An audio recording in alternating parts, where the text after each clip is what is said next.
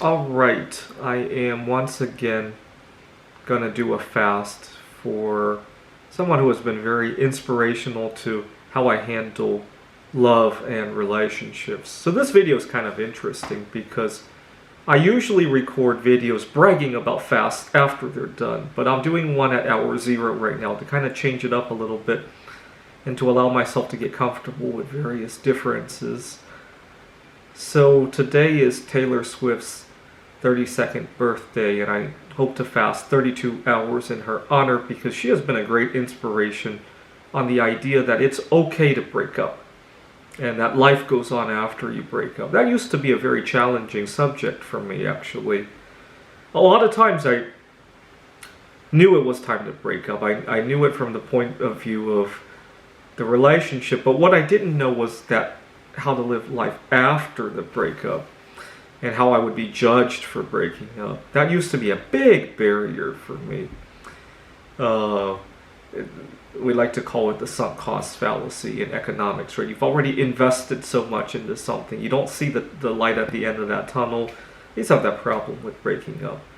But I see Taylor Swift writing one song after another about breaking up, being happy about it.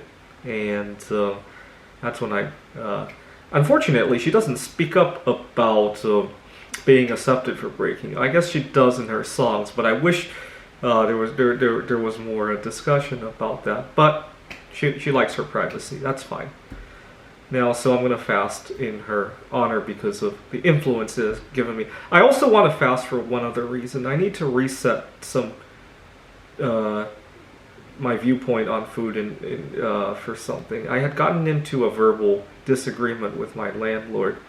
See, when I first moved into this house, I share a house with my landlord. When I first moved in, I naively thought the landlord is so friendly, this is going to be easy to work with. Well, first of all, I naively believed him on too many things. He had promised that he would get rid of a lot of clutter, that it belonged to an old tenant. I naively believed that he was working on a bunch of renovations. That's another story for another time. But more importantly, he was very friendly about some requests that I had. I'd asked him if it would be okay to move some furniture around. I had asked him about his policy with using the kitchen and the laundry machines. Because the laundry machines are kind of out in the open. It's kind of just because of how crowded Mercer Island is, right? And I asked him if that would create too much noise, or at certain times of the day I should use it, because he works from home. I want to make sure noise is not going to be a problem. And he was like, don't worry about it, this is your home too.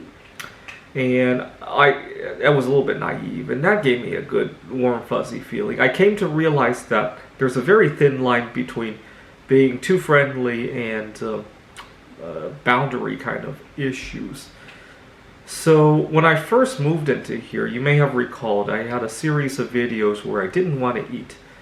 And I was sincere about that because I felt so good. I had a landlord who was easy to work with. He didn't complain every 5 minutes. Usually when I live with a landlord, it's marked by how many minutes I could go without hearing a complaint, right?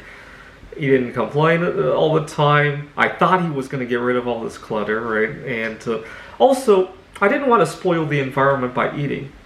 You see, when I was traveling last week, when I went to Wallace, Idaho, and I checked into the hotel over there, the last thing I want to do is to eat and to ruin the environment. It's kind of like if you had a bed that you've slept in and you've never tossed and turned, and then one night you toss and turn. Oh my God, that sleeping environment has been completely ruined, right? And that's why when I first moved to this house, I didn't want to eat. So I was planning to live here 6 months, although more and more it seems questionable now that we have some disagreement on his habit of getting rid of the clutter. I'll get to that in a second. I was planning to live here 6 months, and so I decided to Google how long can you go if you stop eating but you continue to take vitamins and minerals and water. How long could you go? And I was hoping it would be about 6 months. It wasn't, though, especially not with the little amount of weight that I have, right? 6 months ago, I might have been able to do it when I was a little bit heavier than I am right now.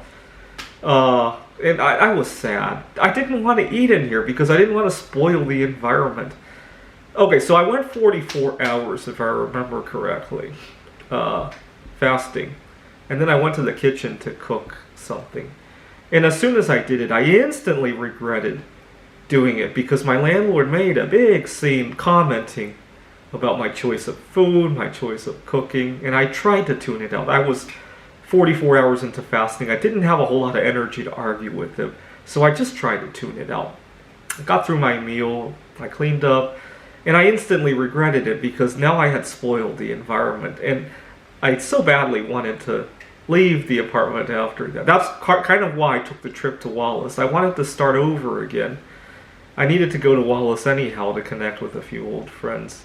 So, but the fact that I had spoiled the environment of having a fasted environment kind of catalyzed my decision to make that trip. Let's put it that way. Anyways, I instantly regretted it. And I regretted it even more when my landlord made such a scene about commenting on my food choices. Now, I would have continued to tune out my landlord's discussion about the food, except one day I was cooking something and he commented, "Do you want this?" And he's about to toss this ingredient into my dish. And that's a problem for me because I have dietary restrictions and I can't just randomly consume something. And I said, "Hey!" And I scared the crap out of him. I need to apologize to him, but it was a little bit too, in retrospect, what I should have done was allowed him to toss it, and if it's a problem, I have to toss the dish. Oh well, it's better than getting into a heated verbal assault like that. Now, it turned out that the stuff he was going to throw in there wasn't even going to be a problem, but he should have asked first. Let's put it that way. But I should have realized it's only food, right? It's not like if he was throwing it in my mouth, yes, then I need to pull out a gun. But he's throwing it into a dish. I just got too emotional. But this is exactly why I need to normalize my relationship with food so that I can have a more normal social relationship without all this drama going on, right? Anyway, I also need to reevaluate some other relationships in my life, just like Taylor Swift does, right, from time to time. And then she turns it into a positive, right? So, for example, at the beginning of the lockdown in March of 2020, I quickly realized how much my girlfriend and I needed space away from each other. And I stayed home and I wrote computer AI for the game of backgammon. And I could have named it after breaking up with my girlfriend, but I named it Corona Gammon.